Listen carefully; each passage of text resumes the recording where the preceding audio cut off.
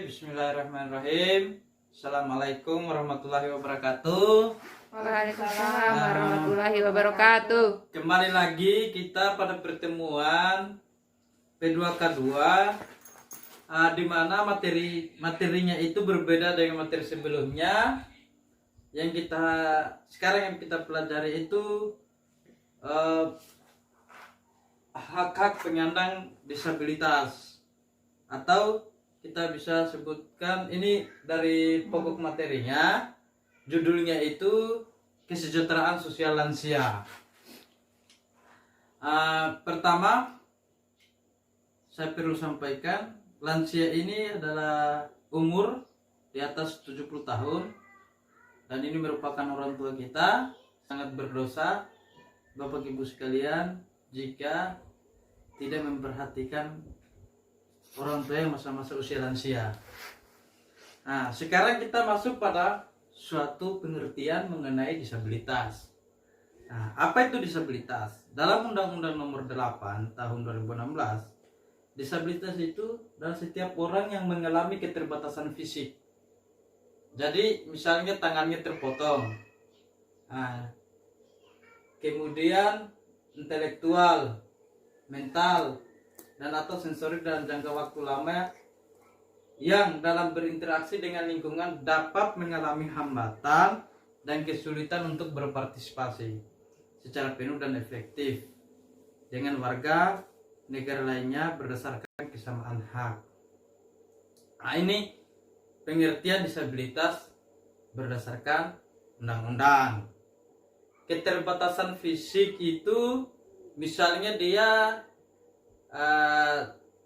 matanya sebelah tidak melihat, telinganya, tangannya misalnya terpotong atau di bawah sejak lahir. Kemudian keterbatasan intelektual mental itu seperti gangguan yang ada dalam pikirannya yang tidak disebut abnormal lah, seperti itu. Nah, sehingga mereka juga bukan berarti dengan keterbatasan seperti itu mereka tidak dilarang untuk hidup. Maka mereka juga dilindungi oleh undang-undang untuk memperoleh hak-haknya. Misalnya hak untuk hidup, hak bebas dari cercaan. Biasanya pada umumnya di lingkungan kita masyarakat, Bapak Ibu sekalian, orang yang disebut disabilitas sering mengalami diskriminasi.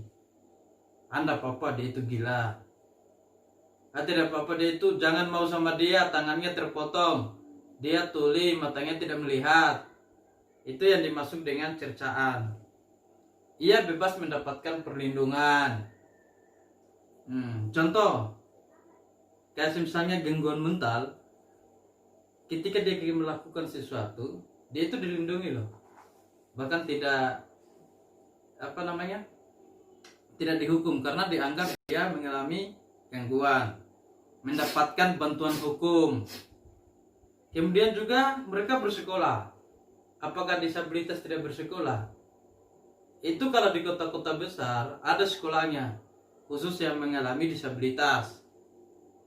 Nah, tempat mereka bersekolah. Kayak dulu waktu saya kuliah, teman saya itu tidak bisa melihat dan dia bisa menulis, tapi dengan tulisan yang bisa dibaca juga oleh guru-gurunya yang di sekolah disabilitas itu. Kalau kami sendiri tidak bisa membaca tulisan seperti itu. Kemudian bekerja. Sekarang kan ada penerimaan PNS baru-baru khusus disabilitas. Artinya mereka diberikan oleh haknya. Kemudian ia hidup sehat, beribadah, berolahraga, bebas dari kekerasan dan eksploitasi. Nah, pertama dia diperlakukan sama dengan orang lain. Tadi kita sudah sebutkan ya, macam-macam disabilitas yang perlu Bapak Ibu ketahui dalam lingkungannya. Sebenarnya yang mana-mana saja disabilitas di lingkungan desa kita ini. Pertama, disabilitas fisik, seperti yang saya sebutkan tadi, tangannya terpotong atau kakinya. Kemudian disabilitas netra, seperti matanya satu tidak bisa melihat. Kemudian disabilitas ruang wicara. Sering kita mendengar orang tuli, padahal itu kan dia mengalami gangguan telinga. Kemudian disabilitas intelektual. Kalau di kota-kota besar itu kita sering menemukan yang namanya disabilitas ini, tapi di desa sangat jarang. Oleh karena itu, karena disabilitas ini agar kita tidak mencerca, anggaplah mereka itu adalah keluarga kita. Cukup pertemuan kita kali ini. Pertama, Bapak Ibu, jika ada anaknya atau keluarganya mengalami disabilitas, maka jangan pernah khawatir atau jangan pernah putus asa. Insya Allah masa depan takdir seseorang itu kita harus yakini Allah Subhanahu wa Ta'ala yang menentukan. Semua fasilitas mereka akan dapatkan, maka jangan berlagu, terus motivasi untuk melanjutkan pendidikan untuk masa depan yang lebih baik. Sekian dari saya. Semoga kita